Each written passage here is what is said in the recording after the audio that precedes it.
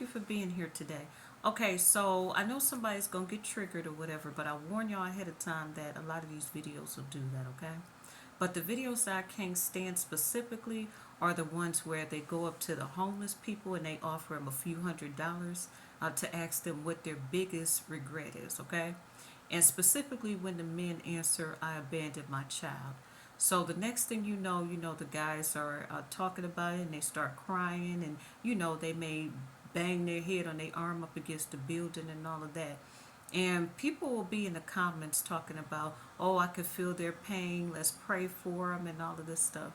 I don't feel sorry for them at all right? Because the simple fact is, I feel sorry for the child that they abandoned, all right? I feel sorry for that single mother that they left on their own. They had to try to figure out how they was going to raise this child without the father that helped make them, okay? See, the thing is, these guys or whatever, they don't feel bad for real about abandoning their child. See, they usually feel bad or they feel guilty because of how their life turned out. All right? If they were where they wanted to be in life, then I guarantee you that they probably wouldn't have went back and tried to get that child. And to prove my point, you'll notice that every time they ask them, well, do you want to try to find your child or whatever, the guys will always have an excuse. And usually it'll be like, well, the episodes that I've seen, it'll be something like, oh, it's a one night stand, or oh, it's too late, or I don't know where they are, or whatever, and stuff like that. I rarely ever see them say, yeah, let's do it or whatever, help me fix my life so I can be a better man. Okay? My whole thing is, it shouldn't have taken for somebody to offer you some money or whatever, stuff like that. It shouldn't have taken a man to hit rock bottom to know that what he did was wrong. Okay, if you really were sorry about that, you would have went back years ago. Okay, sometimes these kids be like, I'm pretty sure they be in their 20s and 30s. You telling me in all that time you didn't think to go back and apologize? You didn't think to go back and try to be a part of that child's life?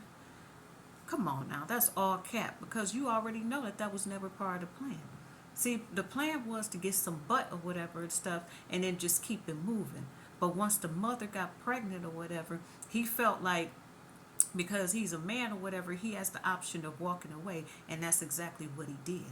All right? So they don't really want to find those kids. And then on top of that, what I also wanted to say is people always want to talk about the single mothers or whatever. While he's being cried over and all this stuff, somewhere she had to hear, well, you should have chose better. Okay?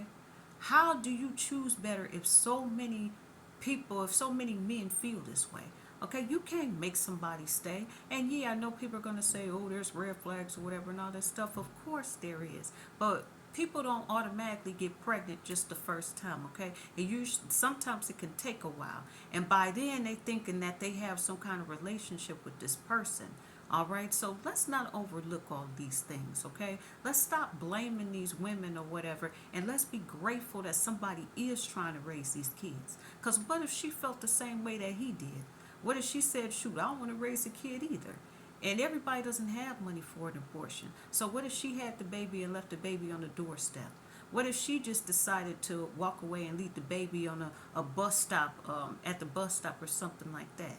So let's just be grateful that there is women that are trying to hang in there and raise these children, because God knows what would happen if there wasn't. Okay? So that's all I wanted to say, all right?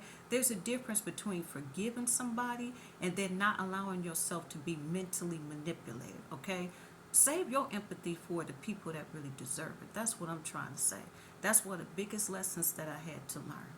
All right, so hey, if you like the content, make sure you subscribe.